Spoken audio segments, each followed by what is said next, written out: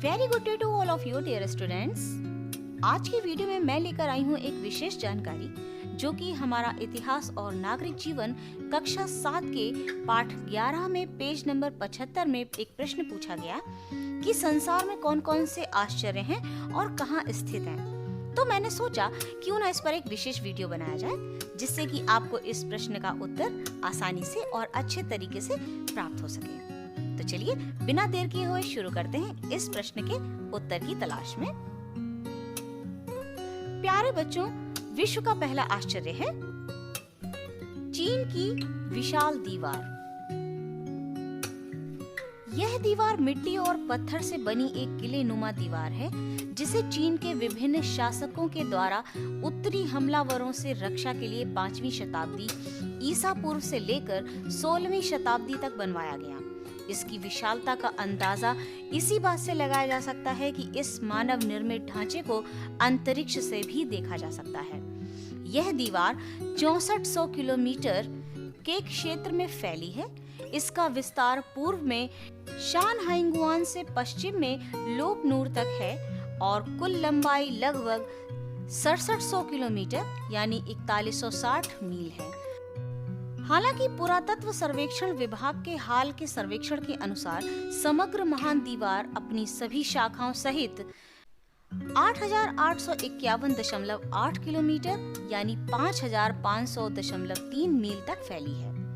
अपने उत्कर्ष पर मिंग वंश की सुरक्षा हेतु 10 लाख से अधिक लोग नियुक्त थे। यह अनुमानित है कि इस महान दीवार निर्माण परियोजना में लगभग 20 से 30 लाख लोगों ने अपना जीवन लगा दिया था। आज यह दीवार विश्व में चीन का नाम ऊंचा करती है और यूनेस्को द्वारा 1987 से विश्व धरोहर घोषित है। अब हम चलेंगे अपने दूसरे आश्चर्य पर।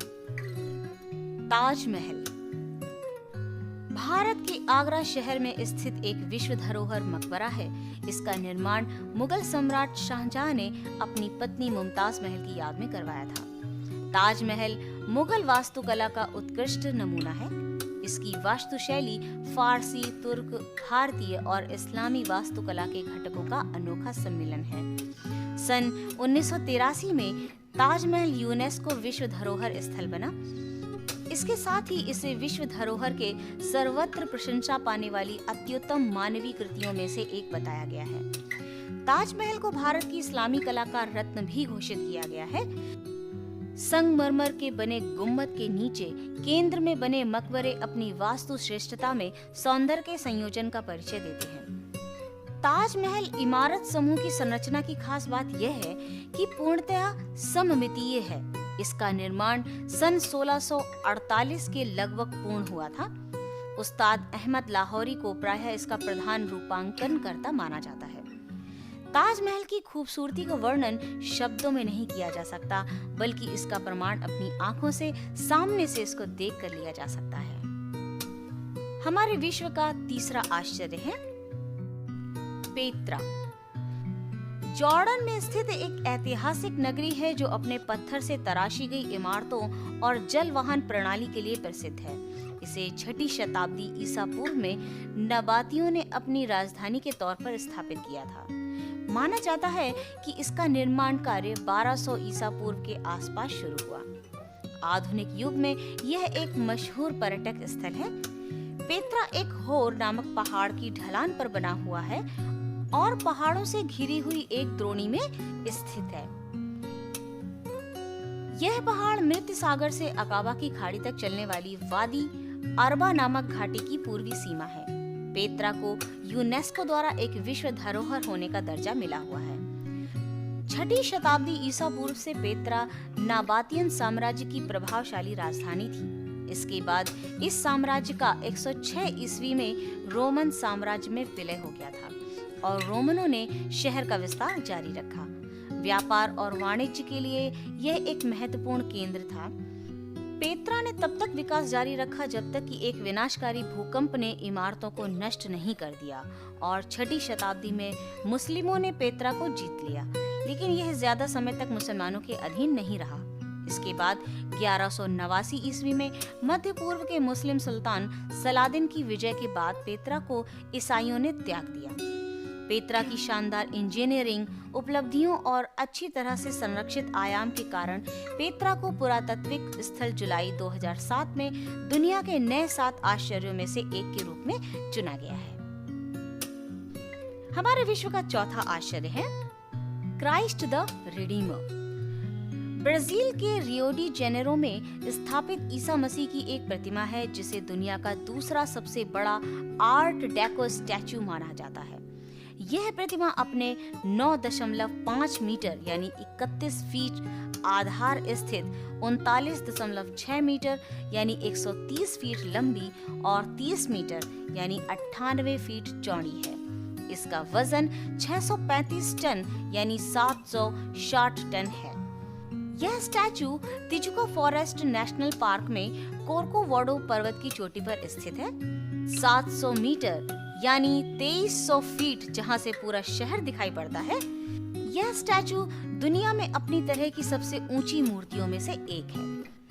ईसाई धर्म के एक प्रतीक के रूप में यह प्रतिमा रियो और ब्राजील की एक पहचान बन गई है। यह मजबूत कंक्रीट और सोप स्टोन से बनी है। इसका निर्माण 1922 और 1931 के बीच किया गया था। ईसा मसीह की प्रतिमा के लिए चुने गए डिजाइनों में ईसाई क्रॉस का एक प्रतिनिधित्व, अपने हाथ में पृथ्वी को लिए ईसा मसीह की एक मूर्ति और विश्व का प्रतीक एक चबूतरा इसमें शामिल था। खुली बाहों के साथ क्राइस्ट द रिडीमर की प्रतिमा को चुना गया। यह शांति का एक प्रतीक भी है।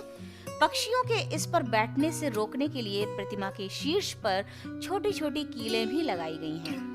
निर्माण में 1922 ईस्वी से 1931 तक 9 साल लग गए और इसकी लागत 2,50,000 अमेरिकी डॉलर के समकक्ष 2009 में लगभग 3.5 मिलियन अमेरिकी डॉलर थी। इस स्मारक को 12 अक्टूबर 1931 को खोला गया था। डियर स्टूडेंट्स, बढ़ते हैं विश्व के 5वें आश्चर्य की ओर।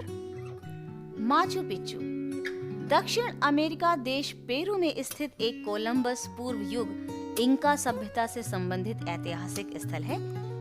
यह समुद्र तल से 2430 मीटर की ऊंचाई पर उरुबांबा घाटी, जिसमें से उरुबांबा नदी बहती है, इसके ऊपर एक पहाड़ पर स्थित है।